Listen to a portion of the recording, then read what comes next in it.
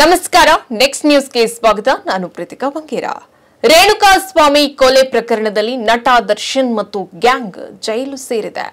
ಈಗಾಗಲೇ ಕೋರ್ಟ್ ನಟ ದರ್ಶನ್ ಮತ್ತು ಪವಿತ್ರ ಗೌಡ ಜಾಮೀನು ಅರ್ಜಿಯನ್ನ ವಿಚಾರಣೆ ಹಲವು ಬಾರಿ ಮುಂದೂಡಿದೆ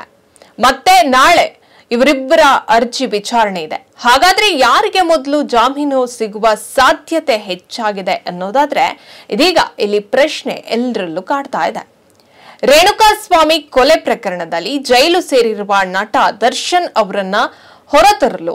ಪತ್ನಿ ವಿಜಯಲಕ್ಷ್ಮಿ ಹಾಗೂ ಕುಟುಂಬಸ್ಥರು ಇನ್ನಿಲ್ಲದ ಪ್ರಯತ್ನಗಳನ್ನ ಮಾಡ್ತಾ ಇದ್ದಾರೆ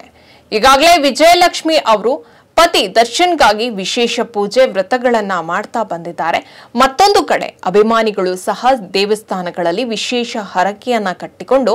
ನಮ್ಮ ಬಾಸ್ ಬೇಗ ಬಿಡುಗಡೆಯಾಗಲಿ ಅಂತ ಬೇಡಿಕೊಳ್ತಾ ಇದ್ದಾರೆ ಜಾಮೀನು ಕೋರಿ ನಟ ದರ್ಶನ್ ಹಾಗೂ ಪವಿತ್ರ ಗೌಡ ಸಲ್ಲಿಸಿದಂತ ಅರ್ಜಿ ವಿಚಾರಣೆ ನಡೆಸಿದ ಬೆಂಗಳೂರಿನ 57ನೇ ಸಿಸಿಎಚ್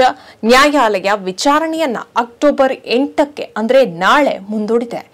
ಹೀಗೆ ದರ್ಶನ್ ಜಾಮೀನು ಅರ್ಜಿ ವಿಚಾರಣೆ ಹಲವು ಕಾರಣಗಳಿಂದ ಮುಂದೂಡ್ತಾ ಇದೆ ಅಕ್ಟೋಬರ್ 4ರಂದು ದರ್ಶನ್ ಪರ ವಕೀಲ ಸಿವಿ ನಾಗೇಶ್ ಅವರು ಚಾರ್ಜ್ ಶೀಟ್ನಲ್ಲಿ ಉಲ್ಲೇಖಿಸಿರುವ ಹಲವಾರು ಅಂಶಗಳನ್ನು ಕೋರ್ಟ್ನಲ್ಲಿ ಮುಂದಿಟ್ಟಿದ್ದಾರೆ ಈ ವೇಳೆ ತನಿಖೆಯಲ್ಲಿ ಪೊಲೀಸರು ಮಾಡಿದ ತಪ್ಪುಗಳನ್ನು ಪ್ರಶ್ನೆ ಮಾಡುವ ಮೂಲಕ ಪ್ರಬಲವಾಗಿ ವಾದವನ್ನ ಮಂಡನೆ ಮಾಡಿದ್ರು ಇನ್ನು